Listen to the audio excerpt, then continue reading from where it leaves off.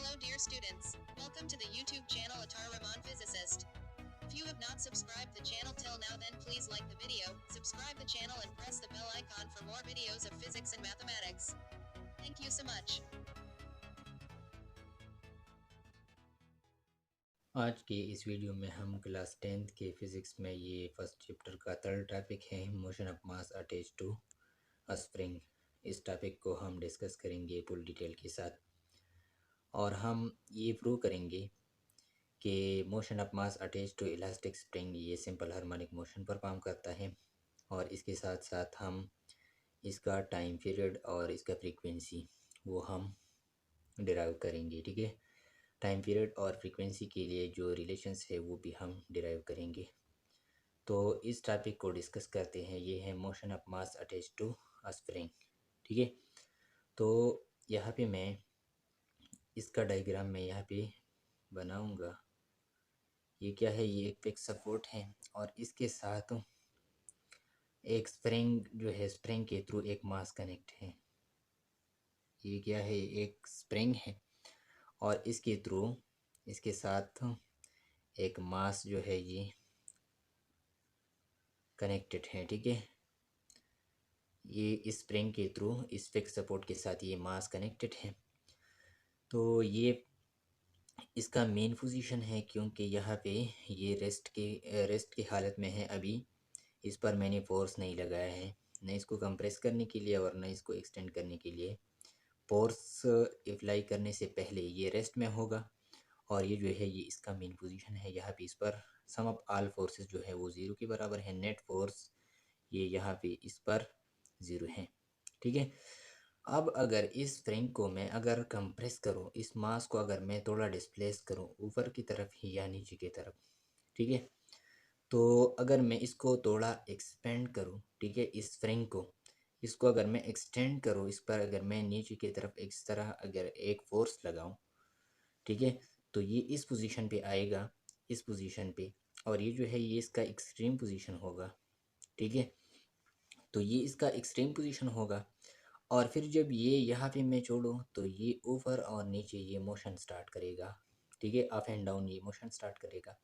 तो ये फिर जब ये इस मेन पोजीशन पे आएगा, ठीक है, यहाँ से इस मेन पोजीशन पे जब ये आएगा तो यहाँ पे तो फोर्स ज़ीरो है, लेकिन ये इनर्शिया की वजह से अपने मोशन को परफॉर्म करेगा, अपने मोशन को कंटिन्यू करेगा और ये इस पोजीशन को, मेन पोजीशन को क्रॉस करेगा और ये ऊपर की तरफ जाएगा। ठीक है, तो ऊपर जाने के जब ये ऊपर जाएगा, ठीक है, तो ये स्प्रिंग जो है ये कंप्रेस हो जाएगा।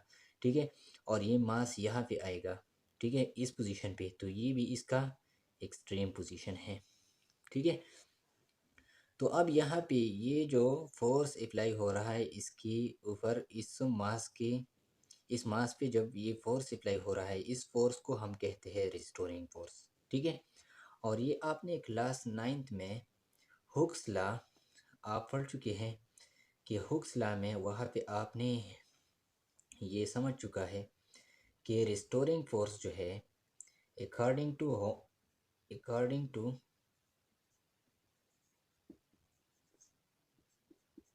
हुक्स लॉ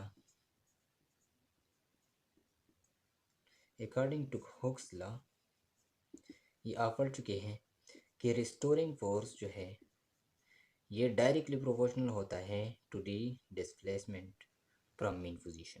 ठीक है, इसका मतलब ये है कि अगर हम इस मास को ज़्यादा डिस्प्लेस करें, ठीक है, तो इस पर ज़्यादा रिस्टोरिंग फोर्स जो है एक्सर्ट हो जाएगा।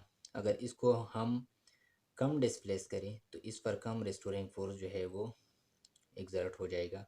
ठीक है, ये आपने हुक्स लॉ में पढ़ा है। अब एफ रिस्टोरिंग फोर्स ये प्रोपोर्शनल है माइनस एक्स की, तो अगर मैं प्रोपोर्शनलिटी साइन को हटा दूं तो ये एफ रिस्टोरिंग फोर्स जो है ये बराबर हो जाएगा माइनस के एक्स की। ठीक है, यहाँ पर के क्या है, ये कांस्टेंट ऑफ प्रोपोर्शनलिटी है, कांस्टेंट ऑफ प्रोपोर्शनलिटी, और इसको हम कहते हैं स्प्रिंग कांस्टेंट।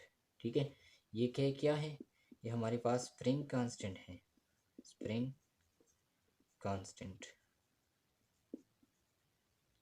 ये स्प्रिंग कांस्टेंट है हमारे पास। ठीक है, और ये डिपेंड करता है स्टेपनेस ऑफ द स्प्रिंग। ठीक है, ये स्प्रिंग के नेचर पर डिपेंड करता है, ठीक है। हर एक स्प्रिंग के लिए इसका वैल्यू क्या है, डिफरेंट है, ठीक है। और ये जो है ये कांस्टेंट है फॉर सिंगल स्प्रिंग। समझ में आ गया ये यहाँ तक। अब ये हमारे पास रिस्टोरिंग फोर्स है माइनस के एक्स के बराबर है, तो ये इक्वेशन 1 बना। अब restoring force according to Newton second law of motion, restoring force क्या करेगा, इसमें एक्सेलरेशन प्रोड्यूस करेगा। यहाँ पे नेट फोर्स जो है वो रिस्टोरिंग फोर्स है, तो वो रिस्टोरिंग फोर्स क्या करेगा, एक्सेलरेशन प्रोड्यूस करेगा। तो according to Newton second law, according to Newton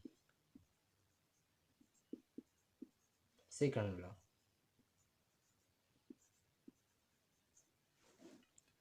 restoring force जो है ये मास टाइम एक्सेलरेशन के बराबर होगा according to Newton second law of motion.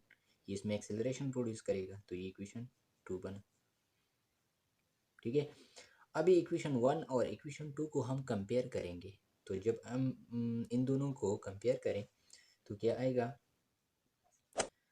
ये एम ए जो है ये के एक्स की माइनस के एक्स के बराबर हो जाएगा, माइनस के एक्स इसके बराबर हो गया, ठीक है। अब दोनों साइड्स को आप एम पे डिवाइड करें, तो ए इज इक्वल टू माइनस के बाई एम इंटू एक्स, ये आएगा ए इज इक्वल टू माइनस के बाई एम इंटू एक्स, इसके बराबर होगा, ठीक है। अब अगर हम यहाँ पे देखिए तो यहाँ पे के जो है ये कांस्टेंट है, एम जो है ये भी कांस्टेंट है, तो कांस्टेंट डिवाइडेड बाय कांस्टेंट, इससे आता है कांस्टेंट, क्योंकि यहाँ पर के क्या है, स्प्रिंग कांस्टेंट है, और एम जो है मास, ये भी कांस्टेंट होता है during motion, up and down motion, ठीक है। तो दोनों कांस्टेंट हैं, तो जब हम कांस्टेंट को कांस्टेंट पे डिवाइड करें तो क्या आएगा, कांस्टेंट आएगा। तो इस इक्वेशन को हम यू भी लिख सकते हैं कि A is equal to minus constant into X, इस तरह लिख सकते हैं, ठीक है। तो अब कांस्टेंट को जब हम हटाते हैं तो यहाँ पे प्रोपोर्शनलिटी साइन आएगा, तो ये इस तरह A is proportional to minus X, ठीक है। तो ये पहले टॉपिक में सिंपल हार्मोनिक मोशन में, इससे पहले जो लेक्चर हो गया था वहाँ पे हमने सिंपल हार्मोनिक मोशन का ये कंडीशन हमने पढ़ा था कि as proportional to minus X, ये क्या है, कंडीशन है फॉर सिंपल हार्मोनिक मोशन। ये क्या है, कंडीशन फॉर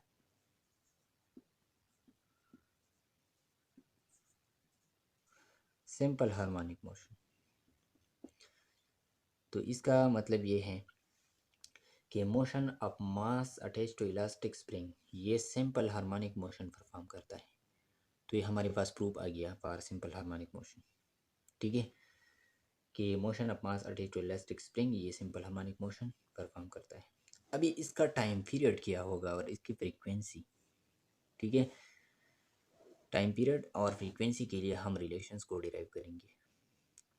तो टाइम पीरियड के लिए आपको याद रखना चाहिए, एज आपको ये याद रखना चाहिए कि यहाँ पे जो कांस्टेंट है इस इक्वेशन में, इस इक्वेशन को अगर मैं इक्वेशन 3 कहूँ, ठीक है, तो यहाँ पे जो कांस्टेंट है के बाई एम, ठीक है, यहाँ पे तो ये कांस्टेंट है, लेकिन याद रखिए कि सिंपल हार्मोनिक मोशन का जो जनरल रिलेशन है, सिंपल हार्मोनिक मोशन का इक्वेशन जो है वहाँ पे कांस्टेंट जो है, ये आपको याद रखना चाहिए कि कांस्टेंट जो है ये power 5 square divided by T square, इसके बराबर होगा, ये आपको याद रखना चाहिए। और अगर आप लोगों का क्वेश्चन ये हो कि ये power 5 square by T square इसके बराबर क्यों है, तो अभी इसका डेरिवेशन इस बुक में नहीं है, ये कंसेप्ट ये आप एफएससी में फिर पढ़ेंगे। आपको अभी ये इस तरह ही याद रखना चाहिए, ठीक है, कि कांस्टेंट जो है ये 4 pi square divide by T square के बराबर होगा इन सिंपल हार्मोनिक मोशन। हर एक सिंपल हार्मोनिक मोशन में जो कांस्टेंट आता है वो 4 pi square divided by T square के बराबर होगा, ठीक है। तो अब यहाँ पे कांस्टेंट तो ये भी सिंपल हार्मोनिक मोशन का इक्वेशन है, ठीक है। तो ये कांस्टेंट जो है यहाँ पे k बाई एम के बराबर है। तो अगर मैं k बाई एम को यहाँ पर लिखूँ, k by M is equal to 4 pi square divided by T square, इसके बराबर होगा। अब अगर मैं दोनों साइड्स, इक्वेशन के इस साइड को और इस साइड को, दोनों का अगर मैं रेसिप्रोकल ले लूँ तो क्या हो जाएगा, ये आएगा T square by 4 pi square, T square by 4 pi square is equal to, और ये आएगा m divided by K, m by K. ठीक है। अब इसको मैं अगर 4 पाई स्क्वायर को मैं राइट साइड पर मल्टीप्लाई करूँगा, यहाँ पे डिवीजन में है, तो T square is equal to 4 pi square into m divided by K. अब दोनों साइड्स का मैं टाइम पीरियड फाइंड करता हूँ, यहाँ पे मैं टाइम पीरियड फाइंड करता हूँ, तो दोनों साइड का मैं स्क्वायर रूट ले लूँगा। ठीक है। तो दोनों साइड्स का स्क्वायर रूट इस तरह और इस तरह। ठीक है। तो यहाँ पे आएगा टी स्क्वायर, टी जो है स्क्वायर और स्क्वायर रूट एक दूसरे के साथ ये कैंसिल, तो टी जो है हमारे पास बराबर हो जाएगा, यहाँ पे इसका स्क्वायर रूट ले तो 2, इसका स्क्वायर रूट लेते हैं तो जस्ट 5, और ये m डिवाइडेड बाई का ये रूट के अंदर आएगा m डिवाइडेड बाई के। तो ये हमारे पास आ गया time period for motion of mass attach to elastic spring. ये टाइम पीरियड जब हम फाइंड करते हैं तो हमें m और k दोनों ये कांस्टेंट है। ठीक है। तो इसका मतलब ये है कि टाइम पीरियड जो है ये कांस्टेंट होगा सिंपल हार्मोनिक मोशन, ठीक है, जब परफॉर्म करता है motion mass attach to elastic spring. ठीक है। तो ये हमारे पास इसका टाइम पीरियड आ गया। अब अगर हम फ्रीक्वेंसी फाइंड करते हैं तो फ्रीक्वेंसी के लिए हम इस रिलेशन को यूज़ करेंगे जो पहले हम कर चुके हैं। यहाँ पे मैं इसको लिखूँगा। इससे पहले हमने ये इक्वेशन जो है हम कर चुके हैं कि T is equal to F is equal to 1/T, ये तो पहले से हमें पता है। तो अब T की जगह हम इस इक्वेशन को यूज़ करेंगे। T की जगह क्या है, 2 pi under the root m divided by K. तो ये आएगा 1 ओवर, यहाँ पे आएगा 2 pi under the root m divided by K. ठीक है। तो अगर मैं इसको सिंप्लीफाई करूँ तो क्या आएगा, 1 ओवर 2 पाई अपनी जगह पे आएगा। ठीक है। और ये m डिवाइडेड बाई के जब ये ऊपर जाएगा तो k डिवाइडेड बाई m हो जाएगा। ये मैथमेटिक्स की रूल्स हैं। तो ये हमारे पास आ गया frequency for motion of mass attach to elastic spring. Please like the video, subscribe the channel, Tara Rahman Physicist, and press the bell icon for more videos of physics and mathematics.